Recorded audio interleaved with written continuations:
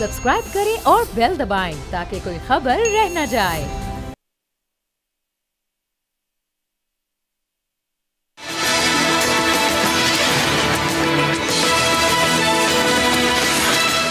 अस्सलामुअलैकुम, आप देख रहे हैं प्रोग्राम अब बात होगी। मैं हूं आपके साथ आमना खटाना। नाजरीन, सबसे पहले तो इस हफ्ते जो अहम खबरें आई उनमें सबसे पहले हमने जो देखा कि कल पाकिस्तान तहरीक इंसाफ के लिए एक बहुत बड़ा दिन था और वो इस एतबार से था कि जो इंतखाबी निशान बल्ले का जो केस था वो सुप्रीम कोर्ट में ज़ेर समाअत था। पेशावर हाई कोर्ट की अपील के अगेंस्ट हमने देखा इलेक्शन कमीशन ये अपील लेकर सुप्रीम कोर्ट पहुंचे और वहाँ से पीटीआई के लिए एक बुरा दिन, डरावना ख्वाब साबित हुआ। ये कल का फैसला वो इस तरह से कि पीटीआई से जो बल्ले का निशान है वो छिन गया है और सुप्रीम कोर्ट की जानिब से वही इंट्रा पार्टी इंतखाबात के हवाले से कहा गया कि इंतखाबात ठीक तरीके से नहीं करवाए गए। उस हवाले से पाकिस्तान तहरीक इंसाफ से कल बल्ले का निशान भी छिन गया और उसके बाद जो उनका प्लान बी था वो भी नाकाम हो गया।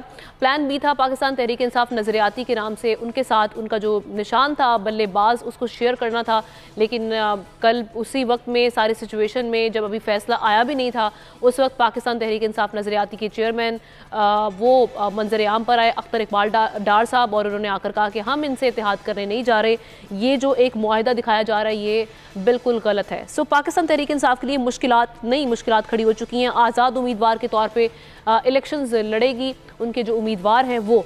तो अब देखना ये है कि आगे क्या होने जा रहा है, क्योंकि 8 फरवरी को इलेक्शन है और इसी सूरत हाल में हम देख रहे हैं जो दीगर पार्टी हैं वो अपनी तैयारी मुकम्मल करते हुए दिखाई दे रही है, जिनमें पाकिस्तान पीपल्स पार्टी हमें फ्रंट फुट पे दिखाई दे रही है। बिलावल भुट्टो साहब जलसे जुलूस आजकल कर रहे हैं और जो उन्होंने आज जलसा किया मुराद जमाली में, उसके बाद खैरपुर में, उसमें हमने देखा कि उनका जो तनकीद का हदफ था वो पाकिस्तान मुस्लिम लीग नून के कायद मियाँ नवाज शरीफ थे। उन्होंने बार बार कहा, अपने हर जलसे में वो ये बात कर रहे हैं कि इनके घर में घुस के मारेंगे। पंजाब के लिए पाकिस्तान पीपल्स पार्टी खासी पुरअज़्म दिखाई दे रही है और उनकी जानिब से ये भी कहा जा रहा है कि 3 बार जो नाकाम शख्स है उसको चौथी बार हम वज़ीर आज़म कबूल नहीं करेंगे। तो आज उन्होंने खासा तनकीद का निशाना बनाया पाकिस्तान पीपल्स पार्टी को, बिलावल भुट्टो साहब ने। और इसके अलावा जनाब हम जो देख रहे हैं कि PMLN को भी इस वक्त जो उनके नाकिद हैं उन पे एक सवाल उठाया जा रहा है कि वो इंतखाबी मुहिम को लेकर एक्साइटमेंट उनमें दिखाई नहीं दे रही, कोई हमें वो मुतहरिक नहीं दिखाई दे रही। लेकिन कल अब पाकिस्तान मुस्लिम लीग नून ने कल से बाकायदा तौर पे इंतखाबी मुहिम का आगाज़ करना है। कल पहला जलसा वो ओकाड़ा से करेंगे और कल ये देखेंगे कि किस किस्म का ये जलसा करने जा रहे हैं। वक्त बहुत कम रह गया और मुकाबला बहुत सख्त है, लेकिन क्या क्या चैलेंजेस दरपेश होंगे जो पॉलिटिकल पार्टीज़ हैं उनके सामने, क्योंकि पाकिस्तान में जो इस वक्त हम देख रहे हैं कि मुआशी सूरत हाल अपनी जगह पर मौजूद है और उसके बाद जो एक सियासी बहरान रहा, क्योंकि निगरान हुकूमत का वक्त जितना था उससे ऊपर जब हमने देखा कि एक्सीड कर गया तो बहुत से क्वेश्चन रेज हो रहे हैं। इसी तमाम सूरत हाल पर हमारे साथ गेस्ट भी होंगे, उनसे भी बात करेंगे। हारून रशीद साहब vice chairman Pakistan bar council हमारे साथ मौजूद हैं। सर, शुक्रिया वक्त देने के लिए। सबसे पहले तो हम बात कर लेते हैं, कल एक बहुत बड़ी हैपनिंग हुई, उससे हवाले से भी बात करते हैं। रफ़ीक रजवाना साहब को भी मैं इंट्रोड्यूस करवा दूं, पाकिस्तान मुस्लिम लीग नून से इनका ताल्लुक़ है, और कादिर बलोच साहब पाकिस्तान पीपल्स पार्टी से हमें ज्वाइन कर चुके हैं। आप सबका शुक्रिया। सबसे पहले मैं हारून रशीद साहब की जानिब जाऊँगी, उनसे कल के फैसले से मुतालिक पहले टेक ले लेते हैं। हारून साहब, ये अभी जो सारी सिचुएशन बनी पाकिस्तान तहरीक इंसाफ के लिए, बल्ला छिन गया, उसके बाद बल्लेबाज का निशान भी नहीं रहा। आज जिस तरह के निशानात सामने आ रहे हैं जिनमें हम देख रहे हैं कि बहुत ही कहा जा रहा है कि मुज़क्किया खेज़ किस्म के निशानात अलॉट किए गए हैं आज़ाद उम्मीदवारों को, जिनमें बकरी, तवा, ज़ुबान, सुर्ख मिर्च, लाल मिर्च, इस टाइप की चीज़ें सामने आ रही हैं। तो सर, ये बड़ा चैलेंज नहीं होगा आज़ाद उम्मीदवार के साथ पाकिस्तान तहरीक इंसाफ का इन इलेक्शंस में जाना 2024 में?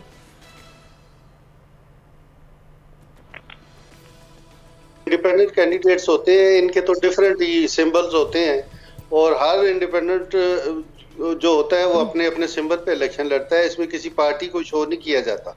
इसलिए प्रॉब्लम्स तो पीटीआई के लिए है कि पीटीआई को रिकग्नाइज कर दिया गया है और अब पीटीआई जो है वो उस तरह मैदान में नहीं है जिस तरह बाकी पॉलिटिकल पार्टीज हैं। और पीटीआई के जितने भी लोग हैं वो इंडिपेंडेंटली इलेक्शन लड़ेंगे या नहीं लड़ेंगे तो ये देखा जाएगा। तो इंडिपेंडेंटली जब लड़ेंगे तो वो पीटीआई का तो कोई सिंबल नहीं आएगा। तो ये जो नजरसानी अपील के लिए, रिव्यू के लिए जा रहे हैं, इसका कोई फायदा होगा? आप क्या समझते हैं, इस पर कानून क्या कहता है?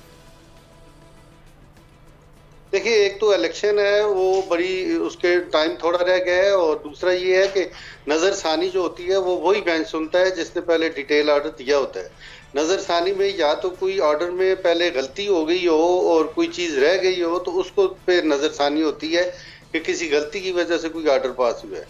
ये तो 2 दिन बहस होती रही है और फाइनली सुप्रीम कोर्ट ने जजमेंट दी है।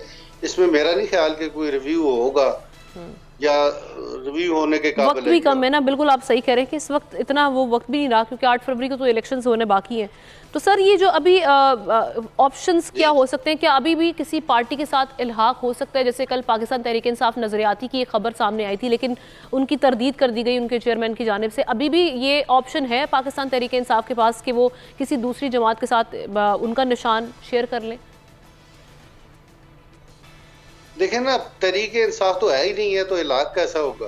अब तो इंडिविजुअल जितने भी कैंडिडेट्स हैं वो इंडिविजुअल कैंडिडेट्स हैं, उनका किसी पार्टी से तलक नहीं है, इसलिए अलायंस होगा तो किसी एक का होगा, सारों का नहीं हो सकता। ठीक है, साथ तो अपने अपने तौर पर जी जी साथ रहेगा। उसामा गाजी भी हमें ज्वाइन कर चुके हैं, सीनियर तज्जियाकार, उनसे भी तज्जिया लेते हैं सारी सिचुएशन पे।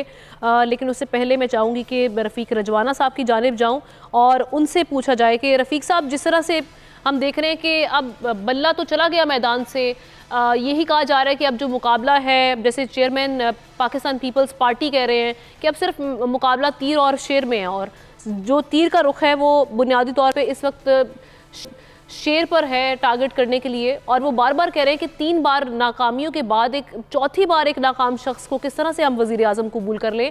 ये बिलावल भुट्टो साहब ने तोपों का रुख बिल्कुल ही PMLN की जानिब कर लिया और PMLN इस पर खामोश दिखाई दे रही है। ना तो आप लोग उस तरह से इंतखाबी मुहिम कर रहे हैं जो पाकिस्तान पीपल्स पार्टी समेत पूरे पाकिस्तान का सवाल है कि एक्साइटमेंट नज़र नहीं आ रही, इलेक्शंस में डेज भी कम है, और उसके बाद फिर इस तरह के जो बयानात सामने आ रहे हैं या मंशूर से मुतालिक PMLN का कोई इस पर स्टेटमेंट हमारे अभी तक सामने नहीं आया। उसकी क्या रीज़न है?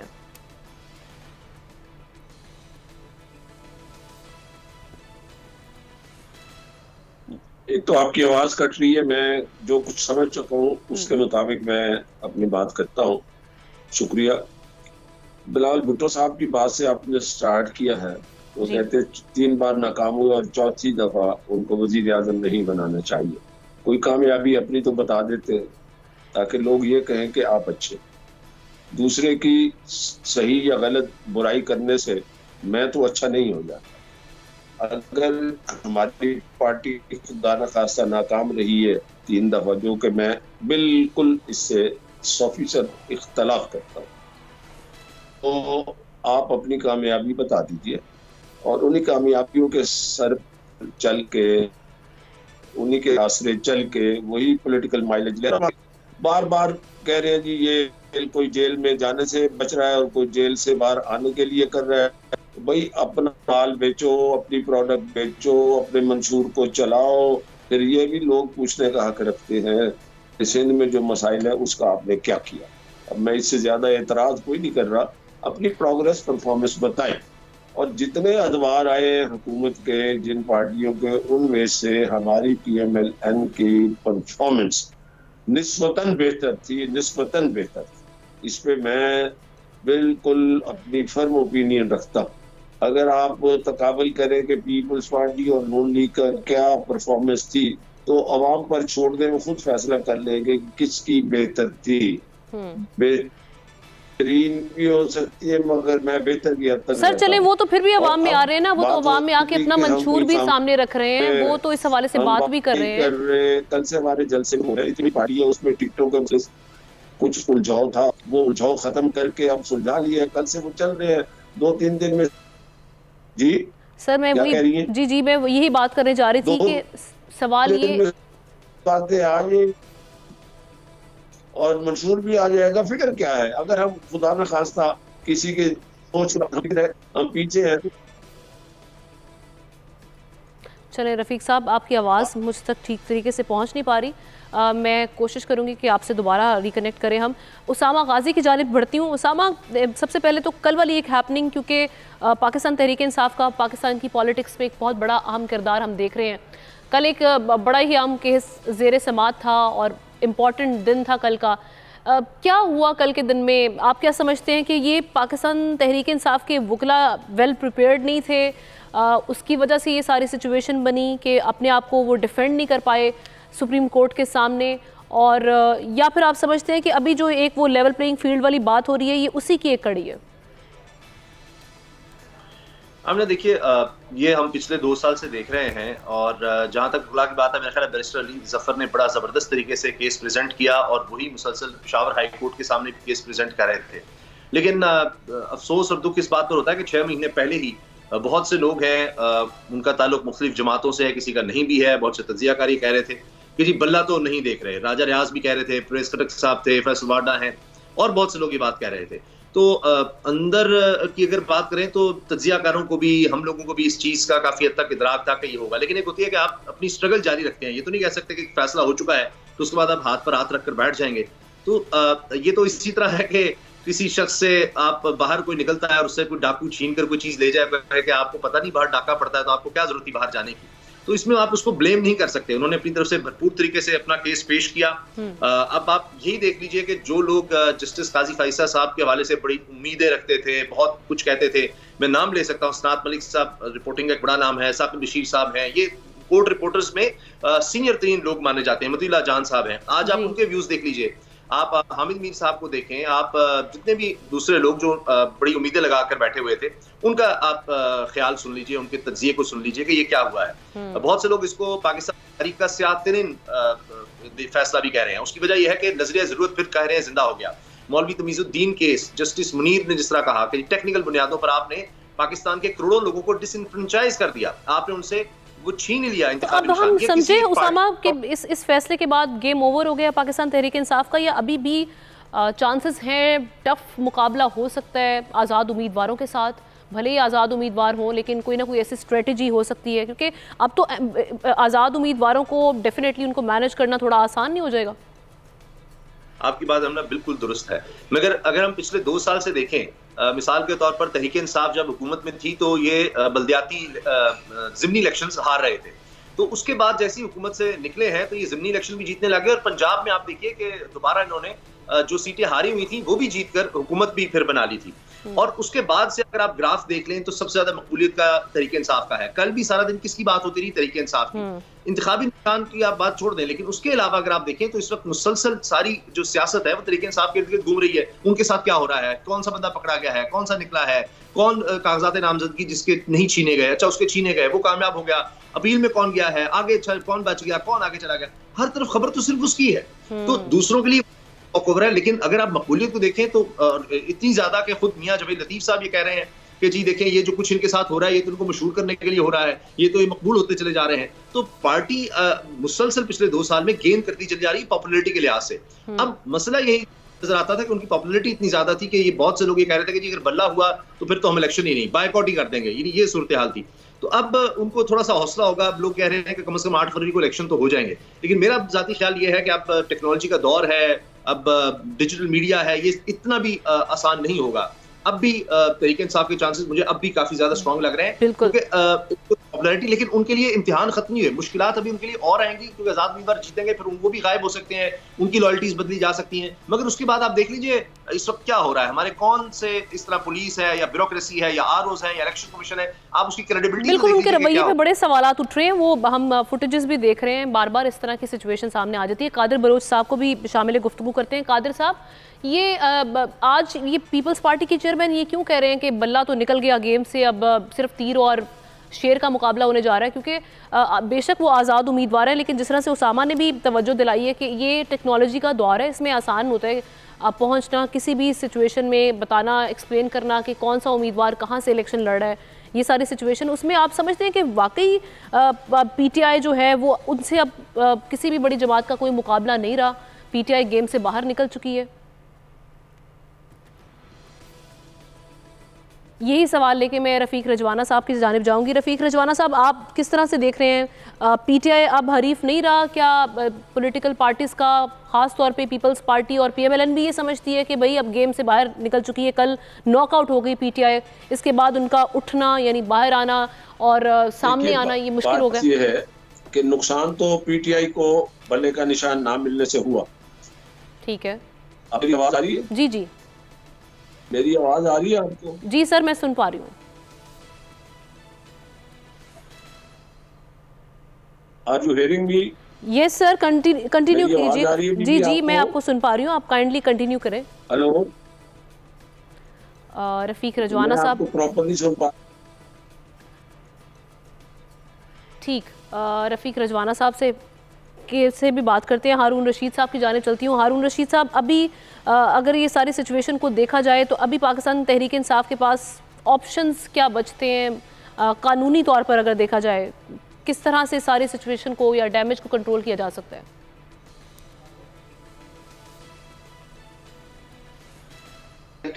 तो कोई रही नहीं, इसलिए कि बैट उन्हें नहीं मिला और तहरीक इंसाफ फील्ड में नहीं है। अब बेनिफिट यही है कि वो अपना इंडिपेंडेंट इलेक्शन लड़ें और इलेक्शन लड़ने के बाद फिर जब असेंबली में जाएंगे तो उधर भी आप पीटीआई जो कुछ नहीं है तो किसी दूसरी जमात को ज्वाइन करना पड़ता है। जब इंडिपेंडेंट लोग जाते हैं असेंबली में तो वो उनकी अपनी जमात कोई नहीं होती। जो भी असेंबली में पार्टीज, पॉलिटिकल पार्टीज रजिस्टर्ड होती हैं उनमें शमूलियत इख्तियार करते हैं, चाहे वो गवर्नमेंट में आए या अपोजिशन में आए। तो इसलिए मेरा नहीं ख्याल कि चूँकि अब उनको उनसे निशान ले लिया गया है, उनकी तहरीक इंसाफ ख़त्म हो गई है, तो वो फिर उनकी आइडेंटिफिकेशन उस तरह नहीं है। सही। कादिर साहब हमारे साथ मौजूद है टेलीफोन लाइन।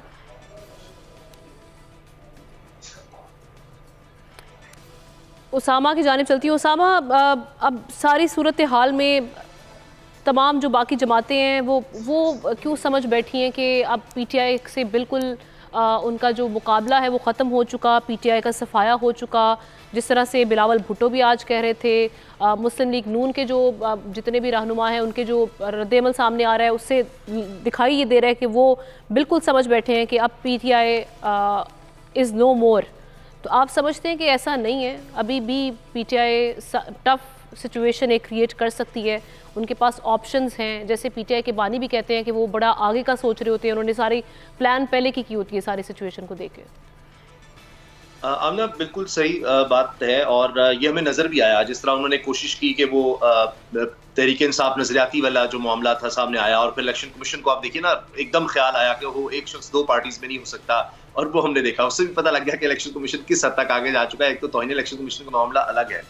तो देखिए मुख्तलिफ जमातें जो पाकिस्तान की रही हैं तारीख में, उन पर मुश्किल वक्त आए हैं। मुख्तलिफ लिहाज से अगर हम देखें तो शायद हम ये कह सकते हैं कि ऐसा वक्त शायद ही किसी जमात पर आया हुआ। मुख्तलिफ है कि आप उससे निशान, जिस तरह पहले तलवार था पीपल्स पार्टी के पास, फिर उनका तीर हुआ, उससे क्या फर्क पड़ा। लेकिन ये सिर्फ 25-26 दिन पहले शायद नहीं होगा कि आपने उनसे इंतखाबी निशान ही ले लिया और उनको मजबूर किया कि वो आज़ाद हैसियत में उनको जाए, यानी कोई और निशान अलॉट करने की भी उनको यानी ये चांस ही नहीं दिया, उनको मोहलत ही नहीं मिली। और सुप्रीम कोर्ट में भी समाअत इस तरह से चलती रही और ये सारा कुछ होता रहा। पहले इलेक्शन कमीशन ने भी 70 दिन पहले महफूज रखा फैसला और उसके बाद फिर जनाब 20 दिन दिए और उसके बाद फिर आपने देखा कि किस तरह से सारा मामला हुआ। लेकिन आप ये देखें कि मुश्किल वक्त आते हैं और उनको इसमें धचका है। और जो आप बात कर रही हैं कि किस तरह दूसरी पार्टीज कह रही हैं कि जी अब तो तहरीक इंसाफ है नहीं, उसकी वजह यह उनको ये यकीन दिलाया गया है, उनको ये एश्योरेंसेस दी गई हैं कि आप परेशान ना हो, जो पीडीएम वाला सेटअप था उसी तरह से आगे चलेगा। बस ये है कि एक कंट्रोल्ड आपके साथ मुकाबला हो रहा है, आप देख लें, अपना अपना जोर लगा लें और उसमें उसके बाद देख लेंगे किसके हिस्से में क्या देना है, किसको कौन सी वज़ारत है, किस तरह से करना है, वो आप आपस में देख लीजिएगा। तो अभी तो मियां नवाज शरीफ साहब के लिए भी, प्राइम मिनिस्टर के लिए बहुत फासले हैं और उसी वजह से आप देखिए चाहे मियां जवेद लतीफ हो, दीगर भी नून लीग के लोग आपको कहते नजर आएंगे कि जी हमारे लिए अभी भी हमें तो वो उस तरह से सहूलत नहीं मिल रही या वो वाली बिल्कुल नहीं मिल रही, अभी उनके लिए भी मुश्किलात है। सामा, ये बड़ा इंटरेस्टिंग, आपने ये ब्रेक के बाद मैं वापस आऊंगी तो मैं यही जानना चाहूंगी कि पीडीएम वाला सेटअप जिस तरह से आपने इशारा भी दिलाया कि उस जानिब अगर जा सकती है गवर्नमेंट अगले 2024 के इंतखाबात में, तो किस तरह से ये सेटअप चलेगा? क्योंकि 16 महीनों पर बहुत तनकीद हो रही है, उसमें मसाइल पर काबू तो पाया नहीं जा सका था। एक ब्रेक लेते हैं, ब्रेक के बाद हाजिर होते हैं। Stay with us. Welcome back once again नाजरीन। ब्रेक पर जाने से पहले जिस तरह से हम बात कर रहे थे पाकिस्तान तहरीक इंसाफ जिनसे बल्ला छिन गया है और इस हवाले से बहुत से सवालात उनके वकला पर भी उठाए, क्वेश्चंस रेज हो रहे हैं। ये कहा जा रहा है कि ये क्या साफ शफाफ इलेक्शन का जो ढोल पिटने वाली पाकिस्तान तहरीक इंसाफ थी, क्या उन्होंने खुद ही अपने इलेक्शन में झर्रू फेर दिया? पीटीआई का बेड़ा उठाने वाले वकला ने ही पार्टी का बेड़ा गर्क किया है या पीटीआई के वकला की फाश कानूनी गलतियाँ पूरी पार्टी के गले का तौक बनी है? मैं चाहूँगी इस पर, जिस तरह से हमने उसामा का तो टेक ले लिया था, मैं चाहूँगी कि हारून रशीद साहब से भी इसका टेक लिया जाए इसी क्वेश्चन पे। हारून साहब, कल वाले सारे सिचुएशन में क्या ये पाकिस्तान तहरीक इंसाफ के वकील साहब की वकला की गलतियां थीं, वरना ये केस आसानी से जीता जा सकता था? क्या उनसे ठीक तरह से प्रेजेंट नहीं किया गया ये केस को? नहीं, मेरा ख्याल है कि उनके केस में था ही कुछ नहीं, इसलिए कि जो इलेक्शन के बारे में इलेक्शन कमीशन उन्हें ऑर्डर करती रही 2021 से कि इलेक्शन प्रॉपरली करवाएं और अपना जो पार्टी का मंशूर है या पार्टी का आइन है उसके मुताबिक आप इलेक्शन करवाएं, जो कि उन्होंने नहीं करवाया। और आखिर में जो इलेक्शन करवाया वो भी पेशावर के एक गांव में कर दिया, जबकि एक सेंट्रल पार्टी है उसे इस्लामाबाद में करवाना चाहिए था। और सारे लोगों को पहले इन्फॉर्म करना चाहिए था कि जो भी जिस ओहदे पे भी कैंडिडेट आएंगे उनको इन्फॉर्म करना ज़रूरी होता है। जबकि ये सडनली इन्होंने एक चेयरमैन पार्टी को भी बना दिया, उसका भी कोई इलेक्शन नहीं हुआ। और उसके बाद जितने भी ओहदेदार हैं उन सब को एक यानी कि कायद और कानून के मुताबिक उन्हें ओहदे दे दिए गए थे। इसी तरह इलेक्शन कमीशन उनका सर, लेकिन सवाल ये भी तो था ना, कल ये भी सवाल उठाया गया वहाँ पर कल की समात में कि क्या इलेक्शन कमीशन के पास ये इख्तियार है कि वो छानबीन करे इंट्रा पार्टी इलेक्शंस की, किसी भी पार्टी के जो इंट्रा पार्टी इलेक्शंस होते हैं? क्या उससे पहले माजी में इंट्रा पार्टी इलेक्शंस को इस तरह से देखा गया है, इस तरह से कीनली ऑब्जर्व किया गया जो इलेक्शन कमीशन ने इस बार किया? ये भी तो पाकिस्तान तहरीक इंसाफ के जो रिजर्वेशंस थे वो हमने देखा कि उन्होंने कोर्ट के सामने रेज किए। नहीं, बाकी पार्टियों के जो इलेक्शन जो हुए थे वो कभी भी चैलेंज नहीं हुए। ये इलेक्शन जो है पार्टी के अपने लोगों ने, जो बानी इसमें लोग थे, उन्होंने चैलेंज किया और उन्होंने कहा कि जी हमें, ये अकबर एस बाबर साहब जो हैं उन्होंने भी चैलेंज किया और वो पार्टी हैं और उन्होंने ये साबित किया कि मैं चूंकि अप्लाई करना चाहता था और इन्होंने मुझे ये कह के वापस कर दिया। कभी वो कहते हैं जी कि ये हमारे मेंबर ही नहीं है, बानी मेंबर है ही नहीं है, और फिर उसी वक्त ये कह रहे हैं कि इनको ये फॉर्म जब लेने आएंगे तो टाइम ही खत्म हो गया था। तो फिर ये दो बातें तो नहीं होती, इसलिए काफी लैक्यूनास थे जिस वजह से ये इलेक्शन जो है वो डाउटफुल हो गया और जिन लोगों को ओहदे दिए गए वो भी गलत दिए गए और इलेक्शन कमीशन जिनको अपॉइंट किया गया उनकी भी पहले से कोई प्लानिंग नहीं थी कि इलेक्शन कमीशन पुराना किस तरह गया। क्या कहता है इसमें? इलेक्शन एक्ट 2017, क्योंकि आप हमारी बेहतर तरीके से रहनुमाई कर सकते हैं, इलेक्शन एक्ट क्या कहता है कि जब ये इंट्रा पार्टी इलेक्शंस ठीक ना हो तो उस पर आप इंतखाबी निशान ले सकते हैं? डेफिनेटली इलेक्शन एक्ट तो यही कहता है जो इलेक्शन कमीशन ने किया है। इलेक्शन कमीशन का जो ऑर्डर है वो इसी तरह का है कि चूंकि इनका इलेक्शन सही नहीं था, इन्होंने पार्टिसिपेट करने का मौका नहीं दिया लोगों को और इसलिए उन्होंने इनके खिलाफ ऑर्डर किया जिसको इन्होंने चैलेंज किया और अल्टीमेटली सुप्रीम कोर्ट ने उसे अपहेल्ड रखा। और अब सुप्रीम कोर्ट का जो ऑर्डर है वो तो फाइनल है। अगर सुप्रीम कोर्ट ने कोई जजमेंट दी है तो वो रीजनेबल जजमेंट होगी, उसमें रीजनेबल ग्राउंड्स होंगे।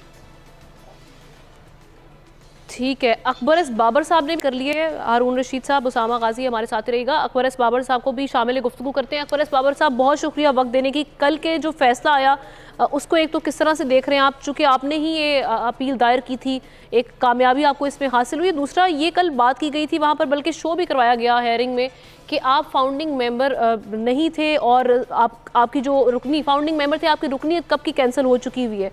तो सर ये उसके बाद फिर ये मामला लेकर जाना, इसको पहले क्लियर कर दें।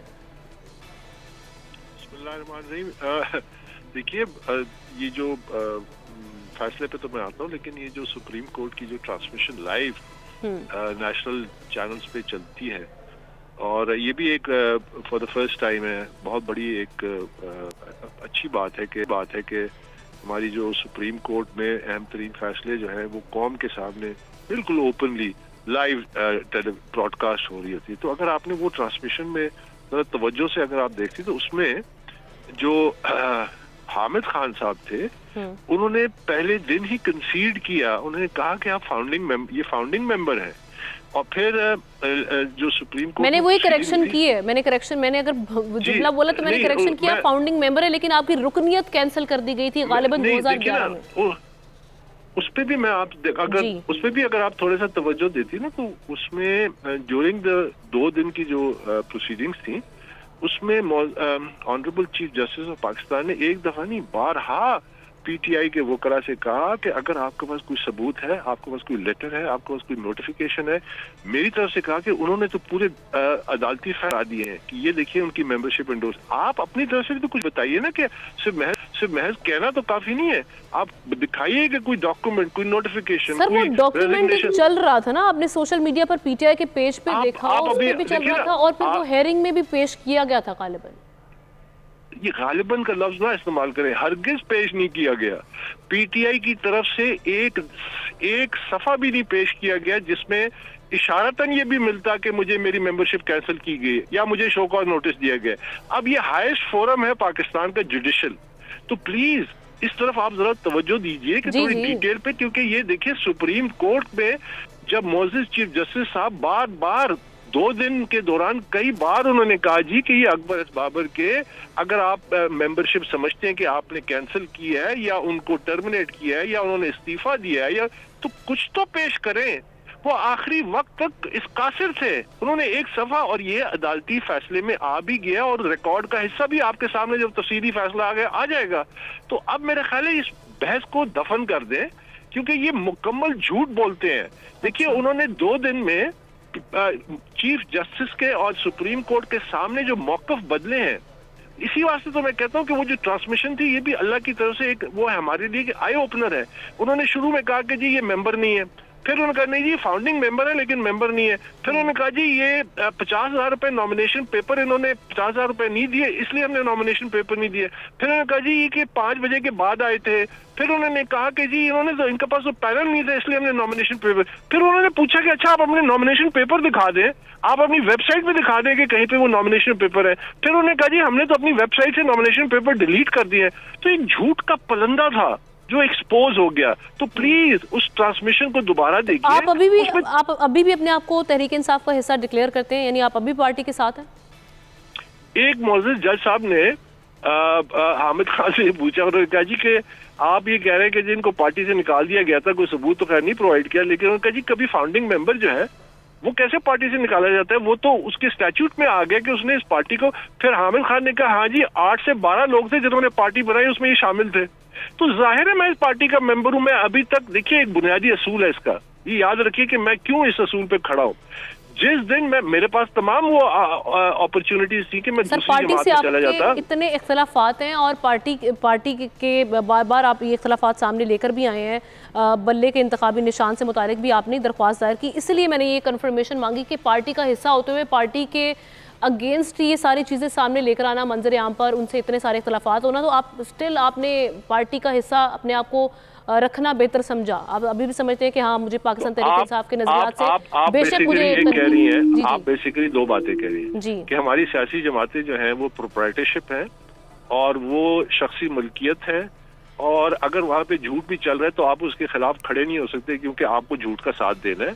और ये जो देखिए सियासी जमातें जब इनके वकील इलेक्शन कमीशन में खड़े होकर कहते हैं ये प्राइवेट एंटिटी है पीटीआई, ये उसका इलेक्शन जो है लॉर्ड जिमखाना क्लब के इलेक्शन से मुशाबहत की, तो ये पब्लिक एंटिटी है, इस पे कवानीन लागू होते हैं।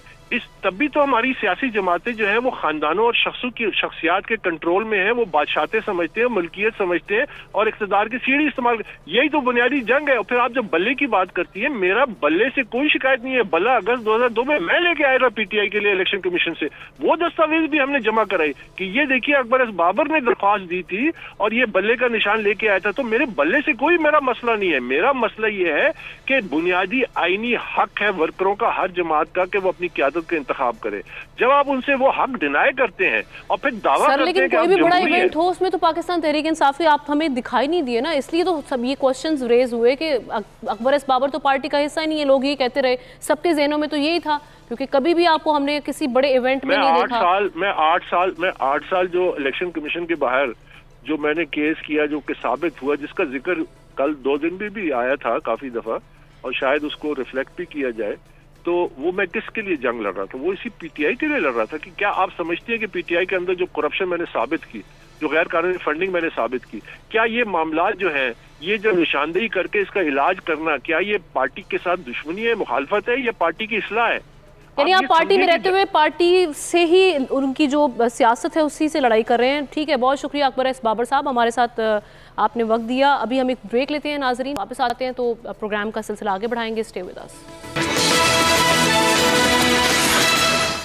Welcome back once again. और ब्रेक पर जाने से पहले जैसे हमारे गेस्ट मौजूद थे, उसामा गाजी हमारे साथ थे, हारून रशीद साहब, उनका शुक्रिया अदा करूंगी। और आगे बढ़ते हैं जनाब, कुछ डिफरेंट हमारे पास मौज़ूआत हैं, उन पर भी बात कर लेते हैं। अभी इस वक्त हम देख रहे हैं कि पाकिस्तान का जो दिल लाहौर है, वहाँ पर अल-हमरा आर्ट्स काउंसिल में 2 रोज़ा थिंक फेस्टिवल 2024 इस वक्त जारी है, जिसमें मुहक्किकीन, सियासतदान, तलबा समेत मुख्तलिफ मकतबा फ़िक्र से ताल्लुक़ रखने वाले कद आवर शख्सियात यहाँ पर शिरकत कर रही हैं। फेस्टिवल में मईशत, निज़ाम तालीम, मसनूई ज़हानत, तवानाई इंतखाबात, मौसमी तग़य्युरात, बैनुल-अक़वामी हालात, नस्ली और मजहबी तनाज़ात, दौरे हाज़िर के जो मसाइल हैं उनके नताइज की बढ़ती हुई मायूसी और बेयकीनी समेत 50 से ज़ायद सेशंस रखे गए हैं। थिंक फेस्ट के 7वें एडिशन के इफ्तिताही तकरीब में साबिक़ वज़ीर आज़म शाहिद खाकान अब्बासी और साबिक़ वज़ीर ख़ज़ाना मिफ्ता इस्माइल ने खुसूसी शिरकत की। और इस मौके पर शाहिद खाकान ने ये कहा कि हमारे पास आइन है जिसके पास सूबों में हुदूदबंदी का जिक्र है। पाकिस्तान को जमहूरी सिस्टम की ज़रूरत है, गवर्नेंस हो या ताल्लुकात का सिस्टम, इसमें तब्दीली नागुज़ीर है। पाकिस्तान को डायलॉग की ज़रूरत है। आज थिंक फेस्टिवल का दूसरा और आखिरी रोज़ है। हमारे नुमाइंद की कवरेज की है, उस दौरान उन्होंने क्या देखा, अवामी रद्द-ए-अमल कैसा था, फेस्टिवल का आंखों देखा हाल जानते हैं जाफ़र बिन यार की रिपोर्ट में। जी बिल्कुल, लाहौर में 2 रोज़ा थिंक फेस्ट का इनकाद हो चुका है और इसमें कहा जा रहा है कि 20 से ज़ायद पूरी दुनिया से जो स्कॉलर इस फेस्ट में आएंगे। इसमें तकरीबन 50 से ज़ायद सेशन होंगे जिसमें मुख्तलिफ जो औकात में स्कॉलर्स जो खिताब करेंगे उसमें बड़े बड़े पाकिस्तान के जो सियासतदान हैं, ओहदेदारान हैं, वो इसमें शरीक हो रहे हैं, वो खिताब कर रहे हैं। फेस्टिवल का जो आगाज़ सुबह हुआ था और उसमें जो पहला सेशन था उसमें साबिक़ सूबाई वज़ीर थे जो ख़ज़ाना मुफ्ता इस्माइल, साबिक़ वज़ीर आज़म शाहिद खाकान अब्बासी और दीगर जो है मुकर्रीन, उन्होंने खिताब किया। मैं भी इस वक्त इस फेस्ट में मौजूद हूँ। यहाँ पे बड़े खूबसूरत लोग आए हैं, बड़ी खूबसूरत यहाँ पे चीज़ें सजाई गई हैं। ये आप देख रहे हैं कि मैं आपको दिखा रहे हैं कि जो बड़े ब्रांड्स हैं बुक के, उनके जो है स्टॉल लगाए गए हैं यहाँ पे। ये बुक स्टॉल लगाने से ये होता है कि जो लोग होते हैं, अदब से जिनका तल्लुक़ होता है, मुतालिया से जिनका तल्लुक़ होता है, वो लोग आते हैं यहाँ पे, मुतालिया करते हैं, बुक्स देखते हैं। और इस वक्त मेरे साथ मौजूद है, इस जितनी ये महफिल सजाई जा रही है 2 रोज़ा, उसके जो है रूए रवां हैं डॉक्टर फ़ारूक बंगश। हम उनसे भी बात करेंगे, ये भी यहाँ पे बुक का मुतालिया कर रहे थे। डॉक्टर साहब बताइएगा, क्या कहेंगे कि इस जो थिंक फेस्ट आपने 2 रोज़ा इनकाद किया है, कितना आपको रिस्पॉन्स मिल रहा है, कौन कौन से लोग यहाँ पे आ रहे हैं? जी बहुत शुक्रिया। ये जो हमने थिंक फेस्ट यहाँ इनकाद जिसका किया है, यहाँ मेनली हम किताबों की बात कर रहे हैं और पॉलिसी की। तो हमने यहाँ 24 बुक लॉन्चेस हैं, पॉलिसी के ऊपर बड़ी बात हो रही है ताकि हमारे जो यंग लोग हैं ये उन पे फोकस्ड है, यूनिवर्सिटी के जो जाने वाले हैं और वैसे भी हमारी 65% जो आबादी है जो यंग है उनकी तालीम के लिए ये हमने मुनक़िद किया है ताकि लोग आके लोगों से बात करें। अभी देखें आदिल नजम साहब ने टॉक दे रहे हैं अभी इस वक्त। पहले former prime minister Shahid Khaqan Abbasi और former finance minister Miftah Ismail ने बात की कि पाकिस्तान में जो समाजी मसाइल हैं उनको किस तरह से डील करना है। तो क्लाइमेट चेंज एक मेजर थीम है, पॉलिटिक्स एक मेजर थीम है, इलेक्शंस के ऊपर 4-5 पैनल हैं। हमने तो बल्कि एक पॉलिटिकल पार्टी से जो PTI, PMLN और नून लीग उनके भी और PTI वगैरह से सबसे हमने पॉलिटिशियंस भी बुलाए हैं ताकि डिस्कस करें कि पाकिस्तान को साथ मिलके कैसे हम साथ मिलके आगे जा सकते हैं ताकि ये जो पोलराइजेशन वगैरह है ये सब पाकिस्तान में ख़त्म हो। बिकॉज अगर जितना हम डिवाइडेड रहेंगे उतना ज़्यादा पाकिस्तान वीक होगा। हम बुक स्टॉल का जाएंगे, जो बात करेंगे, देखेंगे कि काफ़ी लोग इन बुक स्टॉल का जो है पढ़ रहे हैं, देख रहे हैं। एक फैमिली मेरे साथ मौजूद है, आप बताइएगा कि कैसा लग रहा है फेस्टिवल में आके, और क्या है कि आप तो अपनी माशाल्लाह बेटी को भी लेके आई हैं, क्या कहेंगे? आई थिंक ये बहुत ही अच्छी कंट्रीब्यूशन है इस तरह के इवेंट्स लाहौर में होना और इस तरह के स्पीकर्स के साथ पब्लिक को एक्सेस देना। और प्लस मैं अपनी बेटी को भी इसलिए लेकर आई so she can listen to the big people talk as well.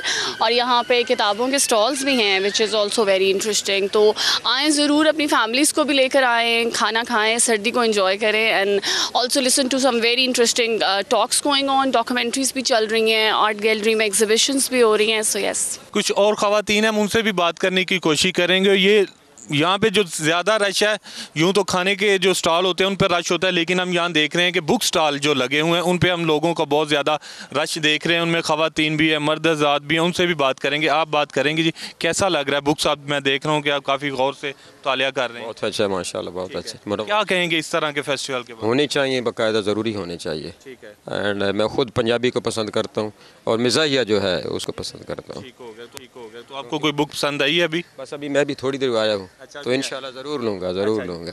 क्योंकि मुल्क की हालात इतने परेशान कौन है ना कि कम से कम मिज़ाह ज़रूर होना चाहिए। हर बंदे को मिज़ाहिया मज़मून पढ़ने चाहिए, मिज़ाह की बुक्स होनी चाहिए।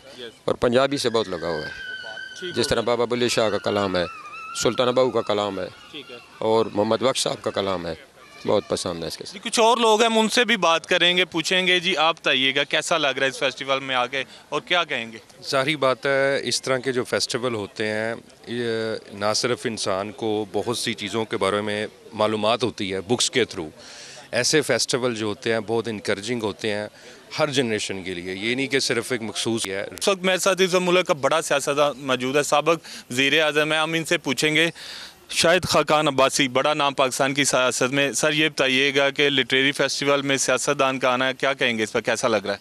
ये लिटरेरी फेस्टिवल नहीं है, ये थिंक फेस्ट है। इसमें सोच हो रही है कि मुल्क के क्या मसाइल हैं, दुनिया के मसाइल क्या हैं, हम पर कैसे असरअंदाज होते हैं, उन पर यहाँ पर बातचीत होती है, पूरी दुनिया से लोग आते हैं।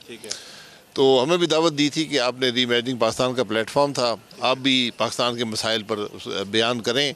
तो एक गुफ्तगू हुई है जिसमें हम 3 लोग थे और हमने मुल्क के मसाइल पर, ये कोई सियासी प्लेटफॉर्म नहीं है, मुल्क के मसाइल की बात की है। ठीक सर, आपने क्या सियासी प्लेटफॉर्म नहीं है, मुल्क के मसाइल के हवाले से ये बताइए कि क्या आप समझते हैं कि अब जो इलेक्शन हो जाएंगे उसके बाद जो भी जमात आएगी मुल्क के मसाइल हल हो सकेंगे? मेरा नहीं ख्याल। इसकी क्या वजह सर? वजह ये है कि तमाम जमातें जो इलेक्शन लड़ रही हैं पिछले 2 साल में इक़्तिदार में रही हैं, तो उन्होंने क्या सीखा है इन 2-4-6 महीनों में कि वो हालात को दुरुस्त कर लेंगी। आज ज़रूरत इस बात की कि लीडरशिप दिखाएं, बैठें, आगे के रास्ते का तयन करें और फिर इलेक्शन करवा लें, फिर जो भी आए सब मिलकर उसके लिए काम करें। मसाइल आज किसी भी जमात से बड़े हैं। मेरे कैमरे दिखा रहे हैं कि अगर इस तरह देखें तो काफ़ी लोग हैं जो स्टॉल पे खड़े हैं, जो मुतालिया कर रहे हैं। कुछ लोग यहाँ पे जो, क्योंकि सर्दी भी लाहौर में बड़ी शदीद है, लोग खड़े हैं, धूप इंजॉय कर रहे हैं। आज ये हमारी खुशकिस्मती है कि लाहौर में धूप निकली हुई है। हम देख रहे हैं कि जिसकी वजह से ये जो फेस्ट है और ज़्यादा इसमें लोग जो हैं, ज़्यादा तादाद लोगों की आ रही है, लोग इंजॉय कर रहे हैं, क्योंकि सर्दी की वजह से लोग थोड़ा सा परेशान हो जाते हैं। जी बताइएगा कैसा लग रहा है? माशाल्लाह बड़े तैयार हो के आए हैं आप। जी thank you so much. First of all तो ये कि अलहमरा वालों का बड़ा शुक्रिया अदा करते हैं कि उन्होंने एक थिंक फेस्टिवल का इनेकाद किया है और इस तरह के फेस्टिवल्स होने चाहिए। जैसा कि आपको मालूम है कि हमारा मुल्क डिफरेंट क्राइसिस से गुजर रहा है, जिसमें एक जो सबसे बड़ा क्राइसिस है वो एग्जिस्टेंशियल क्राइसिस है कि हम लोग अपनी शनाख्त जो है वो सतही तौर पर खो चुके हैं। हमें नहीं पता कि हम लोग किस आइडेंटिटी को परस्यू कर रहे हैं और हमें क्या करना चाहिए। लेकिन ये जो क्या नाम है अलहमरा ने एक इनेकाद किया थिंक फेस्ट का, वो बहुत हद तक नौजवानों को खसूसी तौर पे, मेरी तरह के नौजवानों को जो कि किसी किस्म के तजस्सुस का शिकार हैं कि वो चाहते हैं कि वो अपनी ज़िंदगी में कुछ ना कुछ कर सकें या वो अपनी ही शनाख्त के सवालात को अगर खोजना चाहें, तो ये एक बहुत अच्छा इनिशिएटिव लिया गया है। मुफ्ता इस्माइल इस वक्त मेरे साथ मौजूद है, हम उनसे पूछेंगे। सर ये सबसे पहले तो ये बताइएगा, फीस्ट जो थिंक फेस्टिवल जो शुरू हुआ है, क्या कहेंगे इस बार? ये हर साल होता है, पिछले 5-6 साल से बड़ी अच्छी कोशिश है याकूब बंगश साहब की और दीगर लाहौर के शहरियों की कि जो लाहौर के अंदर दुनिया भर से, हिंदुस्तान से, अमेरिका से, यूरोप से और दूसरे ममालिक से, इस बार मिडल ईस्ट से ख़ास तौर पर लबनान वगैरह से, क्योंकि ये गज़ा के ऊपर जो हमला किया इसराइल ने, नाजायज़ हमला किया है, तो इसकी वजह से दुनिया भर से मंदोबीन आए हैं और मेरे ख्याल से एक बड़े अच्छी डिस्कशन होगी। ठीक है सर, ये अगर हम सियासत पे बात करें तो पाकिस्तान की सियासत इस वक्त माहौल बड़ा गर्म है। अब इलेक्शन का दौर है, सबसे पहले तो ये बता दें कि क्या इलेक्शन होने जा रहा है? लग तो यही रहा है। सर किस तरह आपको अंदाज़ा हुआ कि नवाज शरीफ साहब वापस आ गए या उनके कागजात नामजदगी मंजूर हो चुके? नहीं, द फैक्ट कि आप ये सवाल भी पूछ रहे हैं आज 25 दिन इलेक्शन से पहले, ये भी एक बड़ी तशवीशनाक बात है। और आज अगर पाकिस्तान में ये चहमगोइयाँ होती हैं, आपकी बात दुरुस्त है, अगर आप कहीं पर भी एक जगह जाएँ तो लोग ये बात करते हैं, जो अल्लाह करे ये बात ना हो और इलेक्शंस हो जाएँ। और लग ऐसा रहा है कि अब सियासी माहौल बहरहाल गर्म हो रहा है। मैंने 2 दिन पहले जब मैं कराची से निकला हूँ तो मैंने देखा कि वहाँ पे भी अब झंडे लगना शुरू हो गए हैं। अभी लाहौर शहर के अंदर मुझे जो इलेक्शन से पहले जो महीने पहले जो गहमा गहमी होती है वो नज़र नहीं आई है। वो न आपको रोड पे पहले तो माल पे ख़ास तौर पे आपको जगह नहीं लगती थी बैनर लगाने की, तो आज जगह है। लेकिन बहरहाल मुझे लगता है कि अल्लाह ने चाहा तो इलेक्शन हो जाएंगे। अच्छा सर, ये बताइएगा कि आप क्या समझते हैं कि इस वक्त कौन सी जमात पाकिस्तान में ऐसे जो गुर्बत का खात्मा करेगी, महंगाई से लोग तंग है, बिजली के बिलों से नहीं रही, आप क्या समझते हैं कि कोई ऐसी एक जमात आप समझते हैं कि वो आ जाए और सारे मसाइल हल हो सकते हैं? देखें, पाकिस्तान एक गरीब मुल्क है और ऐसा कोई जमात हो ही नहीं सकती है कि जो पाकिस्तान को 2 साल में 4 साल में गुर्बत से या जहालत से आज़ाद करा दे। ये बात तो समझनी चाहिए। लेकिन इस वक्त जो जमातें हैं, जो भी बड़ी जमातें हैं, वो कोई भी आवाम के मसाइल की इतनी बात तो नहीं कर रहा है। कोई जमात कह रही है मिसाल के तौर पर मियाँ साहब आ जाएंगे तो चौथी मरतबा तो हर चीज़ ठीक हो जाएगी। कैसे ठीक होगी ये नहीं बता रहे। बिलावल भुट्टो साहब कह रहे हैं कि मैं 300 यूनिट बिजली जो है वो फ्री दे दूँगा, जो कि मेरे ख्याल से 85% पाकिस्तानी हाउस होल्ड को बिजली फ्री दे देंगे। कहाँ से पैसे आएंगे ये नहीं बता रहे। खान साहब की पार्टी जो है वो अपनी बातें करती है कि हमारे साथ ये हो रहा है। अगेन जो 10 साल से वो केपी में हुकूमत में हैं, 4 साल पाकिस्तान में हुकूमत में रहे, तो कोई ऐसी परफॉर्मेंस नहीं थी कि जिससे आपको लगे कि उनकी भी परफॉर्मेंस को अच्छी थी। तो मैं ये समझता हूँ कि हमारी जो मेजर पार्टियाँ उन्होंने अपना रास्ता खो दिया है और कोई भी पाकिस्तान के बारे में बात नहीं करता, ख़ुद के बारे में बात करता है। उनके अपने जो मसाइल हैं या ज़रूरियात हैं या जो भी इशूज़ हैं वो उसके सॉल्व करने में लगे हुए हैं। अभी तक मैंने किसी के मुँह से कोई मुस्बत प्लान नहीं सुना है पाकिस्तान के बारे में। इस्तेकाम पाकिस्तान पहली दफ़ा इलेक्शन में आएगी, आप क्या समझते हैं कि जिस तरह बड़े नाम उसमें शामिल हो रहे हैं, तो आप समझते हैं कि वो इस वक्त पाकिस्तान की ज़रूरत है या पाकिस्तान की आवाम को उसकी ज़रूरत है? मुझे इस्तेकाम पाकिस्तान का मुझे लग रहा है कि जिस शायद उम्मीद से या तवक्को से वो आए थे वो उम्मीद तो पूरी नज़र नहीं आ रही है। को आवाम में इतनी मकबूलियत तो नज़र नहीं आ रही है। जो कंपनी के जो स्टॉल लगाए हैं ऑनर है, इंतज़ामिया, हम उनसे भी बात करेंगे और पूछेंगे कि किस किस्म की बुक्स हैं और क्या कहेंगे आप आज के फेस्टिवल के बारे में। जी अस्सलाम वालेकुम जी, बहुत शुक्रिया जी। ये जो फेस्टिवल है जिसमें सवाल उठाने की इजाज़त है, ये बड़ी अहम बात है, क्योंकि पाकिस्तान में सवाल उठाना बहुत बड़ा जुर्म समझा जाता है। तो ये हमारे यहाँ जो क्रिटिकल थिंकिंग का ना होना है उसकी वजह से किताबों की तरफ रुझान कम है। लेकिन यहाँ पर जो लोग यानी कि इसमें जो आज़ादी है फ़िक्री हवाले से और जो मौज़ूआत की डाइवर्सिटी है उसके नतीजे ऐसे लोग नौजवान आ रहे हैं जो किताबों की तरफ भी तवज्जो दे रहे हैं। तो ये एक होपफुल और उम्मीद अफ़ज़ा बात है। बुक की जो कंपनी के इंतज़ामिया उन्होंने कहना कि हौसला अफजा थी और सबसे बड़ी बात ये इस थिंक फेस्ट की है कि लोगों की जो अहम बात ये थी कि यहाँ सवाल करने की आज़ादी, और तमाम लोग शायद इसी वजह से आ रहे हैं क्योंकि यहाँ पे पाकिस्तान के नामवर सियासतदान आएंगे, मुसन्निफ़ के स्कॉलर्स आएंगे, मुख्तलिफ लोग आ रहे हैं दुनिया भर से। जिस तरह मैंने बताया कि लोगों की बड़ी तादाद यहाँ पर पहुँची। और साथ आपको ये बताता चलूँ कि आज जो वीकेंड है, सैटरडे नाइट है, कल संडे है, कल छुट्टी होगी, जिसकी वजह से लोगों की एक बहुत बड़ी तादाद यहाँ पे पहुँच है। और अभी मौसम बड़ा इंतहाई खुशगवार हो गया, धूप निकली है, जिसकी वजह से लोगों की एक तादाद हम देख रहे हैं कि काफ़ी ज़्यादा है। जी तो जनाब, थिंक फेस्ट 2024 ऐसे जो फेस्टिवल्स हैं इनका इनेकाद यकीन बड़ी खुश आइंद बात है। आज के दौर में जब हम देख रहे हैं कि कुतुबबीनी बहुत कम हो चुकी है, सोचने के मौके बहुत कम है और फ़ौरन से काम हम कर रहे होते हैं, तो ऐसे फेस्टिवल का इनेकाद यकीनन बहुत अहम भी है और खुश आइंद बात भी है। आप भी जाइए और इससे इस्तेफ़ादा कीजिए। इसके साथ ही आज के प्रोग्राम का वक्त ख़त्म हो जाता है। अगले हफ्ते मुलाकात होती है। अल्लाह हाफ़िज़।